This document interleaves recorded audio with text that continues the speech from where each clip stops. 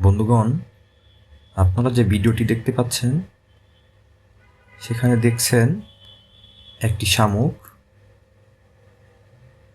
শিশির ভেজা ঘাস মারিয়ে কি যেন খুঁজছে। চলুন আমরা দেখি শামুকটি আসলে কি খুঁজতেছে। সে তার সুরের মতো চোখ দুটি নাড়িয়ে নাড়িয়ে তার সঙ্গীকে খুঁজছে। সে কি পাবে তার সঙ্গীকে খুঁজে? দেখতে থাকুন। খুঁজতে খুঁজতে সে পেয়ে গেল তার সঙ্গীকে।